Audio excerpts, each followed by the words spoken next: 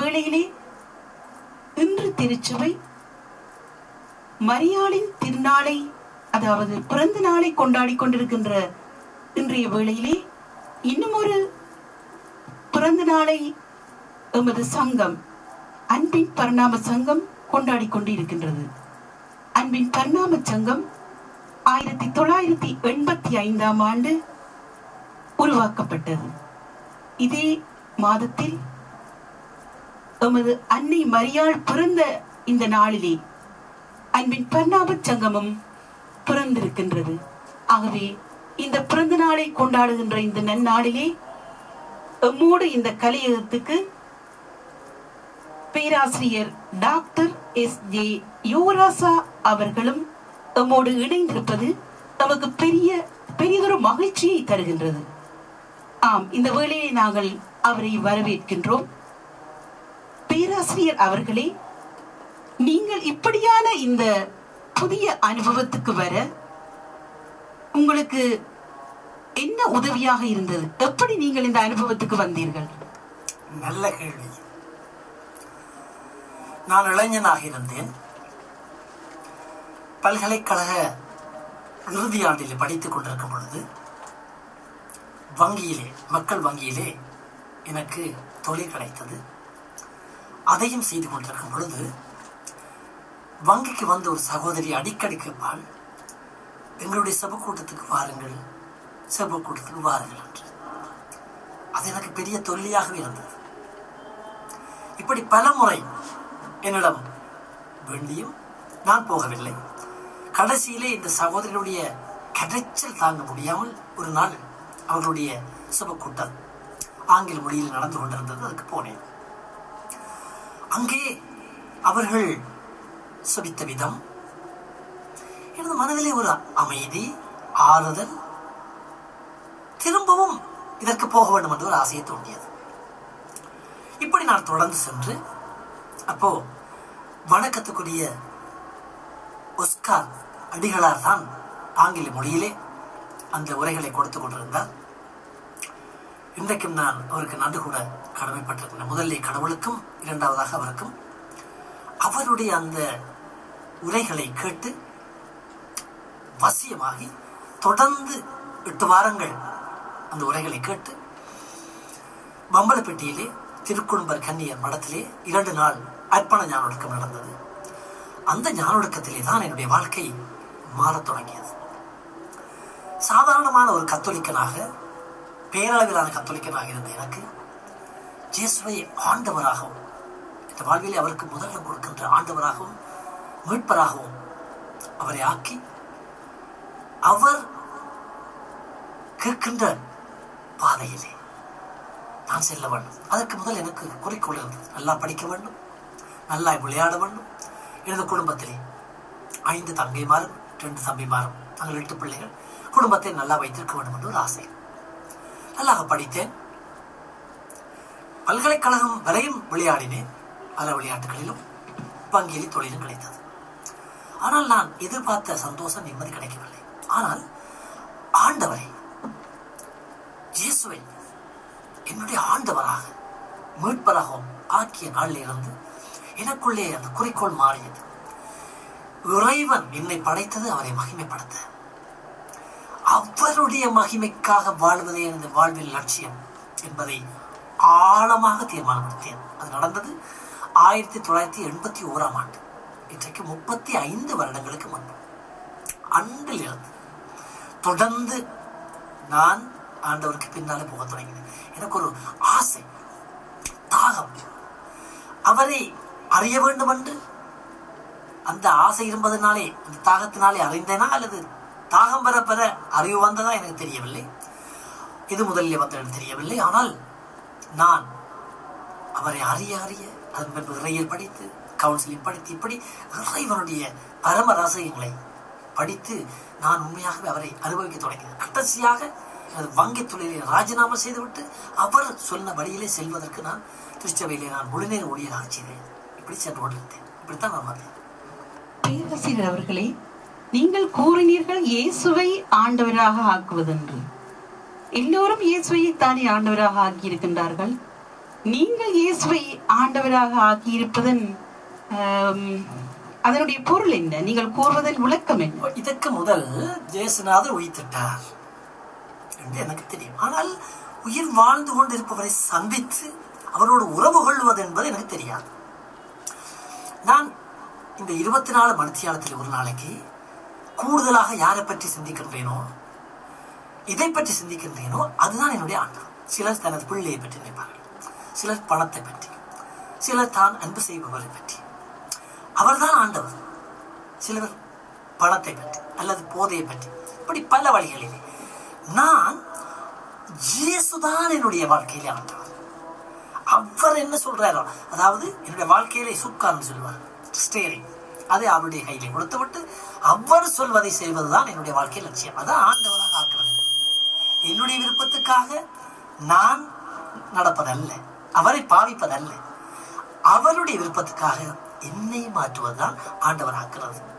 அதே போல மீட்பராகிறார் சொன்னால், இன்றைக்கு மீட்பு சொல்லி ஒவ்வொரு இடத்துல அலைகிறோம், நூல் போட ஓடுகிறோம், சாத்திரம் பார்க்க போடுகின்றோம், என்னை மீட்டெடுக்க இந்த பிரச்சனையில் இருந்து. ஆனால் இயேசு ஒருவரை மீட்டெடுக்க மாட்டார், இந்த பாவத்தில் இருந்தார். அவரைத்தான் நான் எந்த சாஸ்திரமோ அது எல்லாத்தையும் கைவிட்டேன், விட்டுட்டு அவருடைய அன்பை மட்டும் நம்புகின்ற ஒரு நிலைக்கு நான் வந்தேன். இதான் நான். நன்றி பேராசிரியர் அவர்களே. அடுத்ததாக உங்களிடம் இன்னொரு கேள்வியை கேட்கலாம் என்று எனக்கு தோன்றுகிறது. அன்பின் பரிணாம சங்கத்தை உருவாக்கும் நோக்கம் என்ன? சாதாரணமாக இந்த அனுபவத்துக்கு பிறகு நான் கொழும்பிலே ஒவ்வொரு பங்குகளிலும் நீர்வளம்பு, சிலாபம், புத்தளம், ஏத்துக்காலை, தோப்போய், இங்காலை மலைநாட்டிலே கண்டி, நுவர்லியா, ஹேட்டன், பதுளை, பலாங்குடி, இப்படி எல்லா ரத்னபுரி எல்லா இடங்களிலும் சென்று செபக்கூட்டங்களை ஆரம்பித்தோம். இப்படி சென்று கொண்டிருக்கும் பொழுது சாதாரணமாக செபக்கூட்டங்களாகத்தான் இருந்தன. இறைவனை எல்லோரும் ஒன்று கூடி ஆண்டவரை போற்றி போடுகின்ற கூட்டம். ஆனால் என்னுடைய திருச்சபையில் நீங்க பார்த்திருப்பீர்கள், துறவிகள் குருக்களுக்கு இடையிலே ஒரு உடன்படிக்கையான ஒரு ஓடல் சங்கம் இருக்கின்றது. உதாரணமாக திருக்குடும்ப கன்னியர்கள், நல்லாயன் கன்னியர்கள், விலாசால் பிரதர்ஸ், இதே போல சுவாமிமார்களை, அப்படி இப்படி ஒவ்வொரு சபைகள் இருக்கின்றது, உடன்படிக்கை சபை. அதே போல பொது நிலையினர்களுக்குள்ளே ஒரு சில பேர் ஒன்று கூடி இப்படித்தான் நாங்கள் எங்களுடைய இலக்கு, குறிக்கோள் என்று நாங்கள் ஆண்டவருக்குள்ளே வாக்குறுதி எடுத்து எல்லோரையும் சகோதரர்களாக நாங்கள் ஒரு கொஞ்சம் குறிக்கோளோடு நாங்கள் சத்திய வாக்கு எடுத்து நாங்கள் வாழ்ந்து கொண்டிருக்கின்றோம். இப்படி ஒரு சங்கத்தை உருவாக்க வெறும் செபிக்கின்ற குழுவாக மட்டுமல்ல, இறைவனை துதிக்கின்ற குழுவாக மட்டுமில்லை, இறைவனிடமிருந்து எடுக்கின்றவர்களாக அல்ல, அவர் சொல்வதை செய்கின்ற ஒரு குழு. இறை அரசின் பெருமதிகளை எங்களது குடும்பத்திலும் சமுதாயத்திலும் வாழ்கின்ற ஒரு குழு. அதைத்தான் நாங்கள் உடன்படிக்கை சங்கமாய்ப்பு சொல்லுவோம். அது 1985ஆம் ஆண்டு 24 பேரோடு என்னோட கணவர் இருந்தார்கள். இருந்தாலும் எல்லாருக்கும் இப்படியான அனுபவத்துக்கு வர விருப்பம் இருக்கு, பயமா இருந்தது, எப்படி செய்வோமோ. ஆனால் சாதாரணமாக சிவக்கூட்டத்துக்கு போயிட்டு வரண்டா லேஸ். ஆனால் இப்படி ஒரு குறிக்கோள்ல வாழ்றேன்டால் பாருங்கள், எல்லாரையும் சகோதரர்களாக ஏற்றுக்கொள்றது, எளிமை வாழ்வு வாழ்றது, குடி போதைக்கு நாங்கள் பாவிக்கிறதும் இல்லை, பாவிக்கிறாக்களுக்கு நாங்கள் வாங்கி கொடுக்கறதும் இல்லை, நீதி நேர்மையோடு வாழ்றது, அவசியமானதை மட்டும் பாவிக்கிறது, எங்களிடம் இருக்கிறது மற்றாக்களுக்கு பகிர்ந்து வாழ்றது, மன்னிச்சு மறக்கிறது, அன்பு செய்து வாழ்றது. இது லேசான காரியம் இல்லை, லேசான காரியம் இல்லை. விரும்பிய விரும்பாமல் நாங்கள் உடன்படிக்கை எடுத்து ஒரு கொஞ்சம் பேரோட கொள்வாங்க. ஆரம்பத்திலே 24 பேர் தான். நான் இன்றைக்கு 100-200 குடும்பங்களுக்கு அளவில் வந்துட்டோம். அடுத்ததாக இன்னொரு கேள்வியை உங்களிடம் கேட்கலாமா? கேளுங்கள். இந்த கத்தோலிக்க திருச்சபையில் இந்த அன்பின் பரிணாம சங்கத்தை உருவாக்கி அதை வழிநடத்துவது உங்களுக்கு இலகுவாக இருந்ததா? நல்ல ஒரு கேள்வி. பிசாசின் வழியில மக்களை கொண்டு போவது சரியான லேஸ். என்ன ஆசையில உணர்வுகளுக்கு பின்னால போகலாம். ஆனால் இந்த இப்ப நான் சொன்ன இந்த இறையரசின் பெருமதிகளை எங்களோட ஆசைகளுக்கு எதிரானது. இறைவன் விருப்பப்படி வாழ்றதா லேசானது. எல்லாத்திலையும் கஷ்டமானது அன்பு செய்வது, மன்னித்து மறப்பது. அப்போ ஆரம்பத்துல மக்கள் புதிதான மக்களை வழிநடத்துறது லேஸ். வாழ்ந்த வருவார்கள், போகின்ற போவார்கள். ஆனால் காலம் செல்ல செல்ல சில வேளைகளிலே அவர்கள் வளர்ந்து வளர்ந்து எல்லாரும் அறிஞ்சு கொள்ள, எல்லாருக்கும் பிரபலியமாக முதிர்ச்சியான அனுபவத்துக்கு வர கஷ்டமான அனுபவம். உதாரணமாக இப்ப பாருங்க, குழந்தையில பிள்ளைகளை வளர்க்கிறோம். அந்த பிள்ளைகளை வளர்க்கும் பொழுது நாங்கள் சொல்றபடியெல்லாம் செய்வார். ஆனா வளர்ந்த ஒரு முதிர்ச்சியான நிலையில் வந்தால் அவர்கள் சொல்றதை நாங்கள் கேட்க வேண்டியது. அந்த ராயப்பருக்கு ஒரு நல்ல அனுபவம்.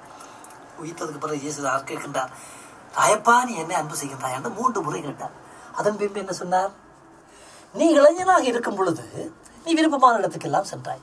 ஆனால் வயது முதிர்ந்த பின்பு 2 கைகளை பின்னுக்கு கட்டிவிட்டு உன்னை விருப்பமில்லாத இடத்துக்கு அழைத்து சென்றார். அது இலகுவான அல்ல. ஆண்டவருடைய பாதையிலே மக்களை வழிநடத்துவது, இறைவனுடைய மகிமைக்காக வாழ வைப்பது என்றால் சரியான கஷ்டமான ஒன்று. ஆனாலும் அது அழைத்தல் என்பதனாலே இது எனக்கும் எனது குடும்பத்தாருக்கு, மனைவி, பிள்ளைகளுக்கும் இது ஒரு அழைத்தல் என்பதை நாங்கள் பாரமெடுத்து கஷ்டத்துக்குள்ளும் துன்பத்துக்குள்ளும் இறை விருப்பத்துக்காக, இறை மகிமைக்காக எங்களை அர்ப்பணித்து கொண்டு போகிறோம். லேசான காரியம் இல்லை. பசாசின்ற வழியில் கொண்டு போகிறோம் லேஸ். ஆனால் ஆண்டவருடைய பாதையில் மக்களை வழி நடத்துகிற சரியான கஷ்டம். தூய ஆவியானுடைய உதவி இருப்பதனால தான் நாங்கள் இப்படியே போய் கொண்டிருக்கின்றோம். மனித மட்டத்திலே கஷ்டம். அன்பு இணையதளத்திலே நீங்கள் போட்டிருக்கின்றீர்கள், மதமாற்றம் அல்ல மனமாற்றமே எமது நோக்கம் என்று. இதனுடைய அர்த்தம் என்ன? இதற்கு நீங்கள் கூறும் விளக்கம் என்ன? முக்கியம், இயேசுவினுடைய பிரசங்கத்தில் நீங்க பார்த்தால் அவர் மதம் மாறுங்கள் சொல்லல, மனம் மாறுங்கள், மெட்டனொய்யா, மனம் மாறுங்கள் தான் சொன்னார். அதாவது இறைவனுடைய அரசு நெருங்கி விட்டது, மனம் மாறுங்கள். அப்போ அவருடைய இறைவனுடைய அரசனுடைய பெருமதிகள், அன்பு, மன்னிப்பு, சமத்துவம், நீதி நேர்மை, மன்னித்து மறப்பது, இருப்பவர்கள் இல்லாதவர்கள் பகிர்ந்து கொள், இந்த நல்ல பெருமதிகளின் படி வாழும் பொழுது அந்த இறைவனுடைய அரசு, அவருடைய ஆளுகை எங்களது உள்ளங்களிலே இல்லங்களிலே வாழ்கின்ற சமுதாயத்தை வரும். அவர் தான் எங்களை ஆள வேண்டும். அப்போது இந்த அனுபவத்துக்கு வரும் பொழுது அதற்கு மதம் மாற வேண்டும் என்றா சொல்லி. ஆனால் ஒன்று முக்கியம், இயேசுவை, மிக முக்கியமான ஒரு கருத்தை சொல்கின்றேன், இயேசுவை எங்களோட வாழ்க்கையிலே ஆண்டவராகவும் அவரால் ஒருவரத்தால் தான் இந்த பாவங்களை மன்னிக்கின்ற அதிகாரத்தை கடவுள் கொடுத்திருக்கிறார். அப்போஸ்தலர் நடவடிக்கையில் சொல்லிக்கின்றார், இயேசு என்ற பெயரை தவிர பாவங்களை மன்னித்து பாவத்திலிருந்து மீட்டெடுக்க வேறொரு பெயர் இந்த உலகத்தில் எவருக்கும் கொடுக்கப்படவில்லை என்று சொல்லப்படுகின்றது. ஆகவே இந்து மதங்களில் உள்ள வேதங்களில் கூட இதை நீங்க பார்க்கலாம். ஆகவே இயேசுவை ஆண்டவராகவும் மீட்பராகவும் ஏற்றுக்கொள்வது என்பது உண்டு, மதம் மாறி நாங்கள் கத்தோலிக்கராக மாறுறது இன்னொன்று. அது ஞானஸ்நானம் பெற்றவர். இது இயேசுவை, அது எந்த மதத்தில் இருந்தாலும் அவரை தான் என்ன பாவத்தில் மீட்க வல்லவர், அவர் தான் என்னுடைய ஆண்டவர் என்பதை விசுவசித்து அதை வாயால் அரைக்கிட்டு அதன்படி நாங்கள் ஏற்றுக்கொள்ளும் பொழுது அதுதான் நான் சொன்னேன், மனம் மாறுங்கள். நல்லதொரு கருத்து. இந்த புதிய கருத்தை நாங்கள் வரவேற்கின்றோம். இன்று திருச்சபையிலே அழைத்தல் என்று சொல்கின்றார்களே, குருக்கள், கன்னியாஸ்திரிகள் தங்களுடைய சபையிலே வந்து சேரும்படியாக பல இளைஞர்கள், இளம் யுவதிகளை அழைத்துக் கொண்டிருக்கின்றார்கள். அழைத்தல் என்று அவர்கள் கருதுவது சிஸ்டராகவோ அல்லது ஃபாதராகவோ போவதைத்தான் அழைத்தல் என்று நாங்களும் கருதி கொண்டு இருக்கின்றோம். நீங்கள் இதை பற்றி என்ன கூற விரும்புகிறீர்கள்? இதுவும் ஒரு நல்ல கேள்வி. அழைத்தல் என்பது குருக்களுக்கும் அது அழைத்தல், துறவிகளுக்கும் அழைத்தல், தனிவாழ்வும் இன்றைக்கு இருக்கின்றது. நிறைய பிள்ளைகள் தனிவாழ்வு வாழ்ந்து கொண்டு இறைவனுடைய ராஜ்யத்தை பரப்பிக் கொண்டிருக்கின்றார்கள். அதிகமானவர்களுக்கு கிடைக்கின்ற அழைத்தல் தான் திருமணம். இந்த அழைத்தல் இறைவனால் விடுக்கப்படுகின்றது. இந்த அழைத்தலிலே 3 சுபாவங்கள் இருக்கின்றது. ஆபிரகாம் பாருங்கள், கடவுள் கூப்பிடுகின்றார். அவர் கூப்பிடுகின்றார் எப்படி? உனது நாட்டையும் உனது தந்தையின் வீட்டையும் கையை விட்டு நான் காட்டுகிற இடத்துக்கு போ. அதாவது கைவிட வேண்டும். எதை நான் பற்றி பிடித்திருக்கின்றேனோ, எனது என்று என்னுடையதென்று பற்றி பிடித்துக் கொண்டிருக்கிறேனோ, முதலாவது அழைத்தல் கைவிட வேண்டும். பற்றி பிடித்ததை கைவிட வேண்டும். 2வது பாருங்கள், ஆபிரகாமுக்கு அழைத்தல் கிடைக்கும் பொழுது அவருக்கு ஒரு தூதுச்சபை கொடுக்கப்படுகிறது. என்ன தூதுச்சபை? பெரிய இனமாக்குவேன், ஆகாயத்தின் நட்சத்திரத்தை போல் பல்கி பெரிய இனமாக்குவேன். அவருக்கு குழந்தை பெற்றெடுக்கக்கூடிய ஒரு சக்தி இருக்கவில்லை அவருடைய மனைவிக்கு. அவருக்கு 75 வயசு, மனைவிக்கு 65 வயசு. அப்படி இருந்தும் அவர் விசுவாசித்துக் கொண்டு சென்றார். அப்போ அவருடைய கையிருப்பு என்ன? ஒன்றுமே இல்லை, இறைவனுடைய உடனிருப்பு மட்டும்தான். அவர் இறைவன் அழைப்பது பெரிய பெரிய கண்டித்த ஆகாரம் அல்ல. பாருங்கள், என்னை கூட கடவுள் அழைத்தது, நான் ஒரு பிறவிலமானவர், நான் ஒரு சாதாரணமானவர், பாவி. ஆனால் எந்த தகுதியும் இல்லாத என்னை ஆண்டவர், என்னையும் மனைவியையும் கடவுள் அழைத்து இந்த கஷ்டமான ஒரு அழைத்தலுக்கு கொண்டு போகின்றார். அப்ப அப்போ தகுதி என்பது தகுதியின்மைதான் தகுதி. பெரிய படித்தால் பெரிய பேராசிரியர் பெரிய நோ, அது அல்ல. அது ஆண்டவருக்கு தேவையில்லை. சாதாரணமாக ராயப்பர் இந்த பல்கலைக்கழகத்தில் போய் படித்தார் இல்லை. ஆனால் இதை ஒத்துக்கொண்டு அவர்களே தஞ்சம் போகும் பொழுது அவர் எங்களை வழிநடத்தும். இது 2வது. தூதிச்சு வைத்து அறிவார் தகுதி இல்லாதவங்களை.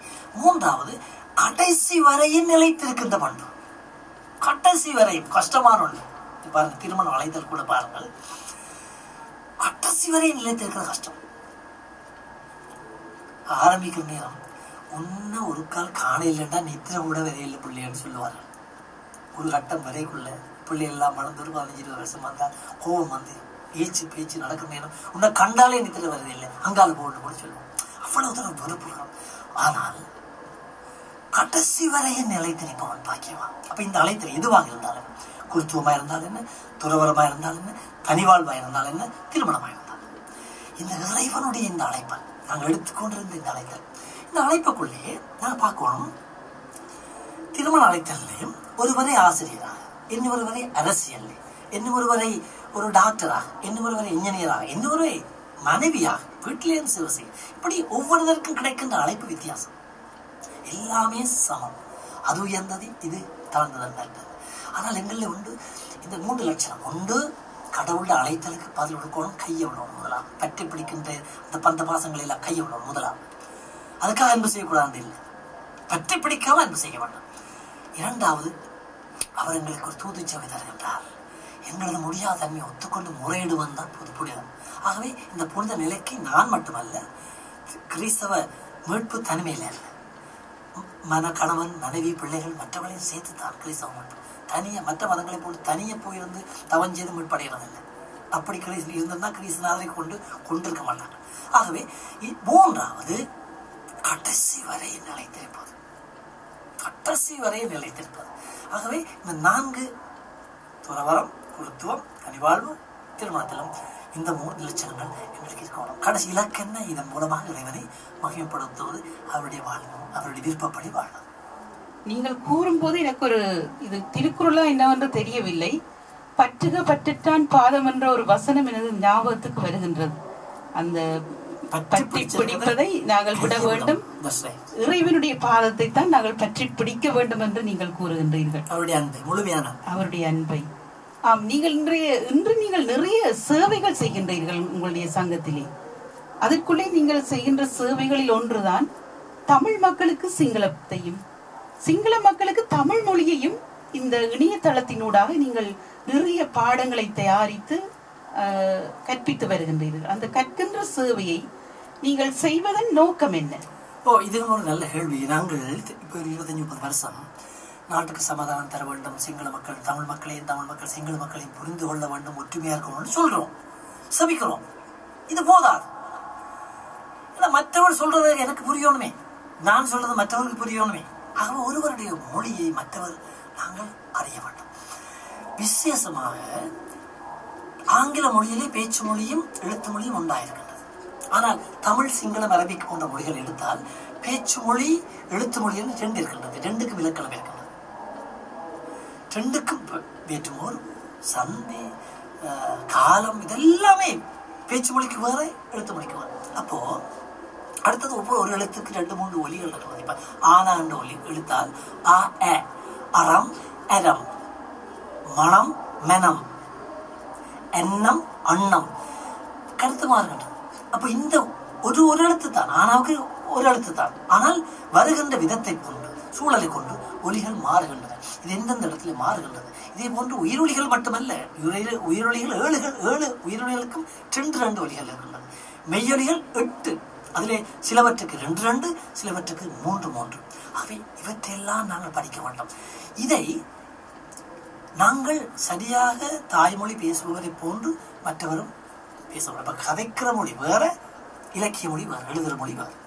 அப்போ இந்த 2ஐயும் கற்பிக்க வேண்டும். ஆகவே இந்த மொழியியல் ரீதியாக உலகத்திலேயே முதல் முறையாக எங்களது இணையதளத்தின் மூலமாக கடவுள் எங்களை பயன்படுத்தி கொண்டு வருகின்றார்.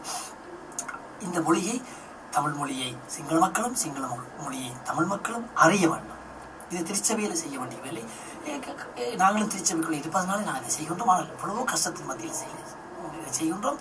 நான் நினைக்கிறேன் இதை பார்த்து கொண்டிருப்பவர்கள் கேட்டுக்கொண்டிருப்பவர்கள் எங்களுக்கு உதவி செய்ய வேண்டும், இதை வாங்க வேண்டும், இதை படிக்க வேண்டும். இணையதளத்தில் சென்று எல்லாரும் இந்த மொழிகளை படித்து தமிழ், சிங்களம், ஆங்கிலம் போன்ற மொழிகளை, இன்னும் எத்தனையோ மொழிகளை நாங்கள் படிக்கலாம். விசேஷமாக இலங்கையிலே இந்த சமாதான பருவனமாக இருந்தால் விசேஷமாக இந்த 2 மொழிகளை நாங்கள் படிக்க வேண்டும். அதற்காகத்தான் இந்த சேவையை மிக முக்கியமான சேவையாக செய்து கொண்டு வருகின்றோம். இதை விட கணக்க சேவையை செய்து கொண்டு வருகின்றோம். அதோடு இதுவும் ஒரு முக்கியமான சேவையாக இருக்கின்றது. நீங்கள் குறிப்பிட்டீர்கள் ஒலி வேறுபடுகின்றது என்று. ஒலி மட்டுமா அல்லது அந்த எழுத்துகளில் ஒரு எழுத்து குறைந்தால் கூட அந்த கருத்துகள் மாறும் என்று சொல்கின்றார்களே? இப்ப பாருங்கள்,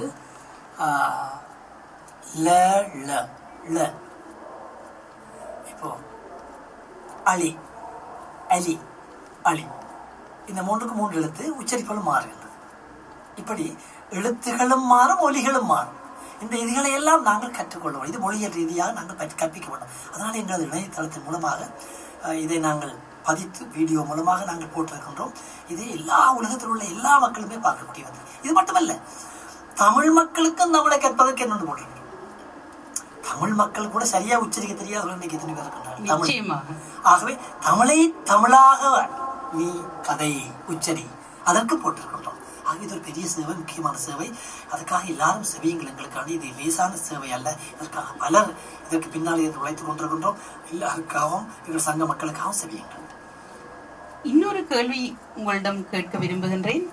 நீங்கள் இந்த சங்கத்துக்கு பெயரிட்டிருக்கின்றீர்கள் அன்பின் பரிணாம சங்கம் என்று. இந்த பெயரை நீங்கள் தெரிவு செய்ததற்கு என்ன காரணம்? அதற்குரிய விளக்கம் என்ன? முதலாவது பரிணாமம். பரிணாமம் என்றால் படிப்படியாக வளர்ந்து செல்கின்ற ஒன்று. அடுத்தது அன்பு. ஏன் கடவுளுக்கு அன்பு வைத்தோம்? அன்பே சிவம், அன்பே கடவுள் ஒன்று யோவானில் இருக்கின்றது. அன்பே அல்லாஹ். இந்த அன்புதான் உலகமயம், இன்பமயம். இந்த அன்புக்காகத்தான் எல்லாரும் பிச்சு எடுக்கின்றோம்.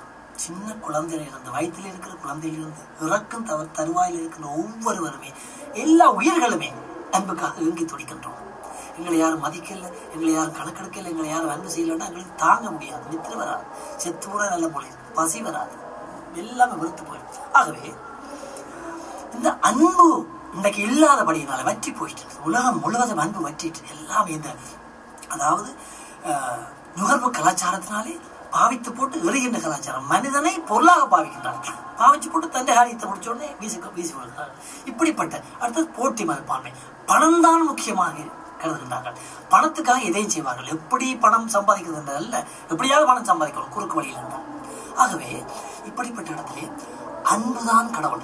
நீங்கள் 1 கொரிந்தியர் 13வது அதிகாரத்தை பார்த்தால் எல்லா கொடைகளும் மாறும், விசுவாசம் மாறும், இறைவாக்கு மாறும், ஆனால் அன்புதான் மாறாது. நாங்கள் கடைசியாக கொண்டு போறது அந்த அன்புதான். ஆகவே எல்லோருக்கும் தேவையான அன்பு இன்னைக்கு இல்லாத அன்புதான். இந்த உலகத்திலே கஷ்டமானது அன்புதான். ஆகவே இந்த அன்பிலே அன்பு செய்வதென்றா என்ன? குறைகளோடு நிறைவுகளோடு நிபந்தனை இல்லாமல் அவர் இருக்கின்ற நிலையில் அவர் ஏற்றுக்கொண்டது அவருடைய நன்மைக்காக என்ன அர்ப்பணிப்பது. எதிர்பார்த்த அல்ல, இது கொடுக்கிறது அன்பல்ல, எடுக்கிறது அன்பல்ல, கொடுக்கிறதான் அன்பு. நாங்கள் எடுப்பதற்காகத்தான் கொடுக்கின்றோம். அது அன்பு அல்ல, அது சுயநலம் உள்ள அன்பு.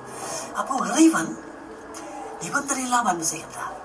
நான் பாருங்கள், நானே நல்ல உதாரணம். இவ்வளவு ஒரு பாவி, இவ்வளவு ஒரு பிளவினமான என்னை தெரிவு செய்து அன்பு செய்து மகனே நான் சொல்வதை செய்யண்டால் இதுக்கு வேற வேறொரு உதாரணம் தேவையில்லை. உங்கள் எல்லாரையும் விட பிளவினமான ஒருவன் நான். ஆக இப்படிப்பட்ட ஒருவனை வைத்து இந்த பெரிய வேலையை செய்வதாக இருந்தால் அதுதான் அவருடைய அன்பு. ஆண்டவர் சொல்லுகிறார், நீ இருக்கிற நிலையிலே வா மகனே. மனிதனோ வெளித்தோட்டத்தை பார்க்கின்றான், இறைவன் உள்ளத்தை பார்க்கின்றான். ஆகவே இந்த இறைவன் இவ்வளவு கஷ்டப்பட்டு சிலுவையில இறந்து கடைசி துளி ரத்தத்தை தந்தத்தில் அன்பு செய்வதற்காக, இதை நம்புவதற்காக. ஆகவே அன்புதான் இந்த உலகமயம், அன்புதான் கடவுள். என் அன்பை தவிர இந்த உலகத்தில் வேறு சொத்து இல்லை. ஆனால் மாறாத அன்பு, நிபந்தனை இல்லாத அன்பு, பின்தொடர்ந்து வருகின்ற அன்பு, இருக்கிற நிலையை ஏற்றுக்கொள்கின்ற அன்பு, மன்னிக்கின்ற அன்பு. இந்த அன்புகளை விவரிச்சு கொண்டே போகலாம். இதிலே ஒரு சின்ன குழுவாவது வளர்ந்து செல்வதற்காக வாருங்கள் என்று அழைப்பதுதான் இந்த அன்பின் பரிணாம சங்கம் என்ற பெயரினுடைய ரகசியம். இது நான் வைத்ததல்ல, இறைவன் எங்களுக்கு தந்தது. நன்றி. இவ்வளவு நேரமும் நீங்கள் எங்களுடைய கேள்விகளுக்கு விளக்கமாகவும் சரியாக புரிந்து கொள்ளக்கூடிய முறையிலும் எங்களுக்கு பதில் தந்தமைக்காக உங்களுக்கு நாங்கள் நன்றி கூறுகின்றோம்.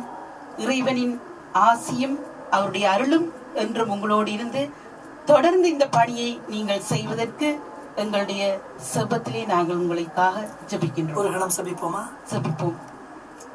இரக்கமுள்ள தகப்பனே,